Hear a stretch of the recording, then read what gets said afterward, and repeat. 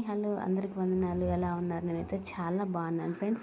First అయితే అందరికీ happy new year friends. ఈ ఇయర్ అంతా మీరు అనుకున్నవన్నీ జరగాలని, బ్లెస్సింగ్గా ఉండాలని నేనైతే మనస్ఫూర్తిగా దేవుని ప్రార్థిస్తున్నాను ఫ్రెండ్స్. న్యూ ఇయర్లో అందరూ వాగ్దానాలు తీసుంటారు కదా ఫ్రెండ్స్. ఎవరికి ఏమేమి వాగ్దానాలు వచ్చినాయో ఆ వాగ్దానాలు పట్టుకొని దేవుడిని గట్టిగా ప్రార్థించండి, ఓకేనా? 2021లో నాకు ఒక వాగ్దానం వచ్చింది ఫ్రెండ్స్. శ్రేష్టమైన గోధుమలు అనుగ్రహించి వారిని పోషించదను, కొండ తేనెతో నిన్ను తృప్తిపరచదని వాగ్దానం వచ్చింది. నిజంగా జనవరిలో ఆ వాగ్దానం వచ్చింది. మార్చిలో లాక్డౌన్ పెట్టేశారు. మాకైతే ఎలాంటి ఇన్కమ్ సోర్స్ లేని పరిస్థితి. కానీ ఎప్పటికప్పుడు దేవుడు మాకు మంచివి అనుగ్రహించి నిజంగా లాక్డౌన్ అంతా మంచిగా చాలా గొప్పగా పోషించాడు. నిజంగా దేవాతి దేవునికి ఆ మహిమ ఘనత ప్రభావం చెల్లాలి.